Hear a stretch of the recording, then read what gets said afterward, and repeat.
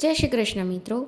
આજે આપણે પુરુષોત્તમ માસમાં અધ્યાય 11ની કથા શંકરનું વરદાન અને 11મા દિવસે કરવાની વાર્તા શ્રેષ્ઠ દાનની કરીશું. અધ્યાય 11. સૂત પુરાણી બોલ્યા, હે મુનિ શ્રેષ્ઠો, ઋષિકન્યા મેઘાવતીએ ભગવાન શંકરની ઉગ્ર તપસ્યા શરૂ કરી દીધી. સૂર્ય ગ્રીષ્મ ઋતુમાં આવતા તે 5 અગ્નિઓની વચ્ચે બેસતી, હેમંત ઋતુમાં શીતળ જળમાં બેસતી, ફક્ત પાણી બહાર પોતાનું મોઢું બહાર રાખતી, ચોમાસામાં જમીન ઉપર દર્ભાસન પાથરી શરીરે કંઈ પણ ઓઢ્યા વગર સૂતી, તે આહારમાં ફક્ત સવાર સાંજ ધુમાડો જ લેતી. આ રીતે તેણે 9000 વર્ષ સુધી તપ કર્યું. આટલી ઉગ્ર તપસ્યાથી ભગવાન શંકર મેઘાવતી ઉપર પ્રસન્ન થયા. તેમણે પોતાનું સ્વરૂપ પ્રકટ કરી મેઘાવતીને દર્શન આપ્યા.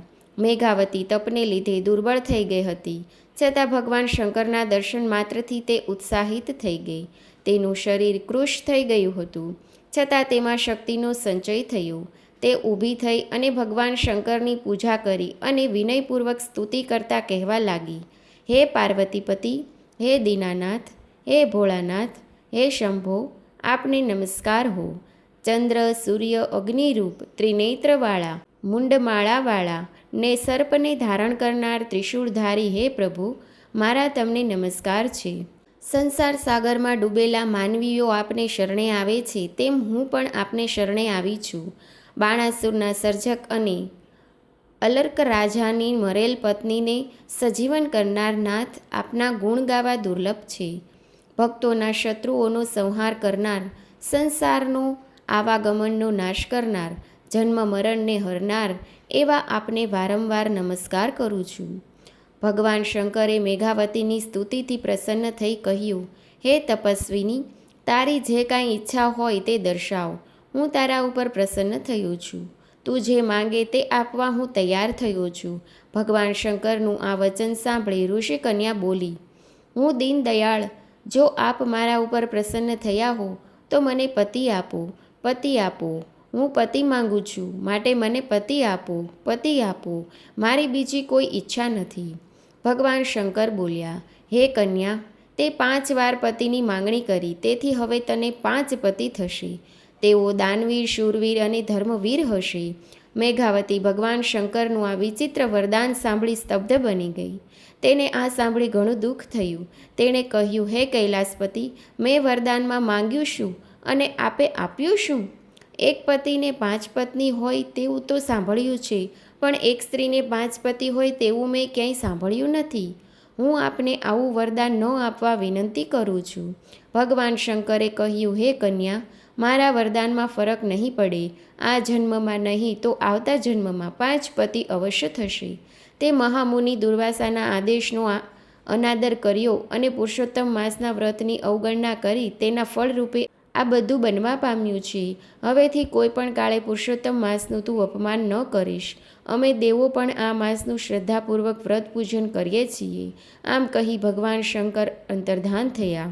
શ્રી બૃહન્નાદીય પુરાણના પુરુષોત્તમ મહાત્મ્યનું મેઘાવતીને શંકરનું વરદાન નામનું 11મો અધ્યાય સંપૂર્ણ થાય છે. હવે આપણે 11મા દિવસે કરવાની કથા શ્રેષ્ઠ દાનની વાર્તા. વિજયનગરના રાજા રૂપસેન ઘણા દયાળુ અને પ્રજાવત્સલ હતા. તેમની રાણી તારામતી પણ માયાળુ અને વિવેકી હતી. લગ્ન થયાને ઘણો સમય વીતવા છતાં તેમને એકેય સંતાન પ્રાપ્ત થયું નહોતું. ઈશ્વર કૃપાએ પાછલી ઉંમરે રાણીનો ખોળો ભરાયો હતો. એકનો એક પુત્ર હોવાથી તે પુષ્કળ લાડકોડમાં ઉછરતો હતો. તેની કાળજી રાખવા નોકરો ખડે પગે તેની સેવામાં હાજર રહેતા. દિવસે દિવસે રાજકુમાર મોટો થવા લાગ્યો. રાજકુમારને મોટો થતો જોઈને રાજાનો આનંદ માતો નથી. આમ કરતાં કરતાં રાજકુમાર 15 વર્ષનો થયો ત્યારે એકાએક તે બીમાર પડી ગયો. આથી રાજા રાણીને ઘણું દુઃખ થયું. કુંવરને સાજો કરવા માટે રાજાએ દેશ પરદેશથી વૈદ્યોને બોલાવ્યા, જોગી જતી અને ભુવાઓને બોલાવ્યા, પણ કોઈ ઉપાયે કુંવર સાજો થતો નથી. રોગ તો દિવસે દિવસે વધવા લાગ્યો. કેટલાય ઉપાયો અજમાવી જોયા, પણ કુંવરની તબિયતમાં જરાય ફેર પડતો નથી. રાજા રાણી કુંવરની પથારી પાસે 24 કલાક બેસી રહે છે. નથી રાજ્યના કારોબારનું ધ્યાન આપતા કે નથી ખાતા પીતા. બેઠા બેઠા ભગવાનને પ્રાર્થના કરે છે કે હે પ્રભુ, મારા દીકરાને સાજો કર અને મને લઈ લે. એક દિવસની વાત, મધરાતનો સમય હતો. રાજા રાણી કુંવરના બિછાના પાસે ઝોકા ખાતા બેઠા હતા. ત્યાં રાજાને એક ગેબી અવાજ સંભળાયો. હે રાજન, તારો કુંવર કોઈ દવાથી સાજો નહીં થાય. જો તેને કોઈ ઉત્તમ દાન મળે તો જ તે સારો થાય તેમ છે. અત્યારે પુરુષોત્તમ માસ ચાલે છે. તેમાં કોઈએ ઉત્તમ દાન કર્યું હોય તેનું ફળ જો તારા કુંવરને અર્પણ કરવામાં આવે તો તેના પુણ્યના પ્રભાવે કરીને તે સાજો થઈ શકશે. આટલું સાંભળતા જ રાજાની આંખ ઉઘડી ગઈ. રાજાએ ગેબી અવાજની વાત રાણીને કરી. થોડી આશા બંધાઈ. બીજે દિવસે રાજાએ નગરમાં ઢંઢેરો પીટાવ્યો. જે કોઈએ પુરુષોત્તમ માસમાં શ્રેષ્ઠ દાન કર્યું હોય તેનું ફળ જો કુંવરને અર્પણ કરવામાં આવે તો કુંવરનો રોગ મટે તેમ છે. માટે આ ઢંઢેરો સાંભળી જેમને રાજ્ય માટે ભાવના અને ભક્તિ હોય તે પોતાનું ફળ આપી રાજવંશને બચાવી લેવા પ્રયત્ન કરે. રાજા તેની કદર કરશે. નગરમાં ઘણા ધર્મનિષ્ઠ માણસો હતા, ઘણા દાનવીર હતા. એ બધા રાજમહેલે આવવા લાગ્યા. પોતે કરેલા દાનનું ફળ કુંવરને આપવા લાગ્યા. પણ કુંવર આંખો ખોલતો જ નથી. રાજા રાણી નિરાશ થઈ ગયા. ઉત્તમ દાન કહેવું કોને? 2 દિવસ વીતી ગયા. કુંવરની માંદગી વધવા લાગી. કુંવર હવે ઘડી બે ઘડીનો મહેમાન હતો. 3જા દિવસની સવારે એક ભિખારી જેવો ચીથરે હાલ અને કૃશકાય માણસ મહેલમાં આવ્યો.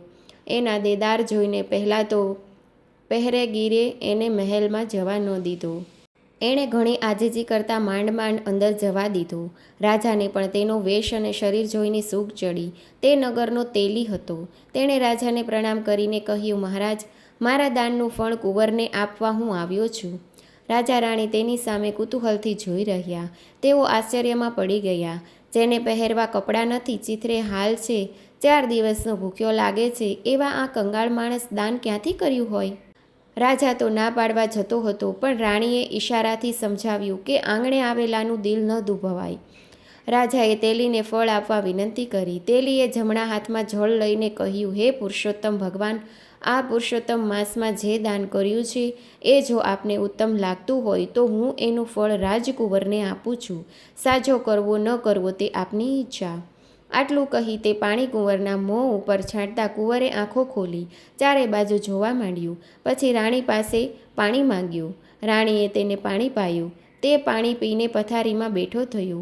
આ બધું ક્ષણમાં બની જતાં રાજા રાણી તો હર્ષ ઘેલા થઈ ગયા. રાજા રાણીની આંખોમાંથી હર્ષના આંસુ વહેવા લાગ્યા. બંને તેલીના પગમાં પડી ગયા. કુંવર પણ ઊભો થઈ તેલીને પગે લાગ્યો. રાજાએ તેલીને બીજા દિવસે આવવાનું કહી રથમાં બેસાડી તેના ઘેર મોકલ્યો. બીજા દિવસે દરબાર ભરાયો. રાજાએ તેલીને પોતાની પાસે બેસાડ્યો. પછી પૂછ્યું, ભાઈ, તારો દેખાવ કંગાળ છે. પેટ પૂરતું ખાવા ન મળતું હોય તેવી તારી કાયા છે. તોય તે એવું તો ઉત્તમ દાન શું કર્યું છે તે તું આ સભામાં જણાવ, જેથી બધાને ખ્યાલ આવે.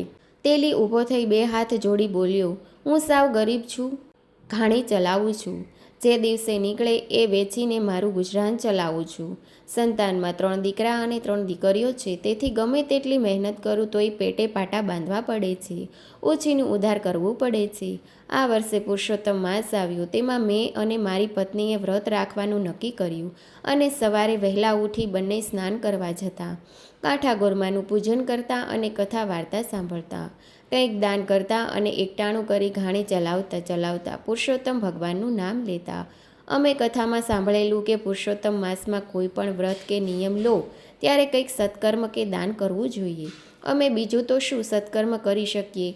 અમે નક્કી કર્યું કે ઘાણીએ બળદ જોડવામાં આવે છે તેની બદલે આખા પુરુષોત્તમ માસ દરમિયાન વારાફરતી હું અને મારી પત્ની ઘાણી ખેંચીએ. આમ અમે બળદને આખો માસ આરામ આપ્યો. અમે પતિ પત્ની વારાફરતી ઘાણીએ જોડાઈને તેલ કાઢવા લાગ્યા. થોડી વધુ મહેનત કરતાં આથી તેને વેચતા પહેલાં કરતાં 2 પૈસા વધારે આવતા.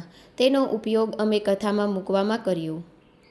હું અને મારી પત્ની રોજ કથા સાંભળવા જતા ત્યારે બંને 1 પૈસો કથામાં બ્રાહ્મણ આગળ મૂકતા. આવું અમે દરરોજ કરતા. જ્યારે વ્રતની પૂર્ણાહુતિ થઈ ત્યારે છેલ્લે દિવસે પણ અમે ખરી મહેનતની કમાણી પૈસામાંથી અમારી શક્તિ મુજબ વ્રતનું ઉદ્યાપન કર્યું. મહારાજ, આ મેં જણાવ્યું તે અમારા વ્રત અને દાનની વાત છે. મેં બળદને મુક્તિ આપી સત્કર્મ કર્યું અને ખરી મહેનતની કમાણીના પૈસાનું દાન કર્યું છે. તે ઉત્તમ દાન છે કે કેમ તે તો પુરુષોત્તમ ભગવાન જાણે, તે મારાથી કેમ કહી શકાય. તેલીની વાત પૂરી થતાં જ આકાશવાણી સંભળાઈ. તે જે દાન કર્યું છે તે જ શ્રેષ્ઠ દાન છે. આખો દરબાર ચિક્કત થઈ ગયો. બધા તેલીને પ્રણામ કરી વાહ વાહ બોલવા લાગ્યા. રાજાએ ઊભા થઈ 1000 સોના મોહરોવાળી થેલી તેના હાથમાં મૂકી, થોડા ઘરેણાં અને કિંમતી વસ્ત્રો ભેટ આપ્યા. બોલો પુરુષોત્તમ ભગવાનની જય. અહીં પુરુષોત્તમ ભગવાનની 11મા દિવસની વાર્તા સંપૂર્ણ થાય છે. જય શ્રી કૃષ્ણ મિત્રો. વિડીયો ગમ્યો હોય તો ચેનલને લાઈક કરજો, શેર કરજો અને સબસ્ક્રાઈબ કરવાનું ભૂલતા નહીં. Thanks for watching.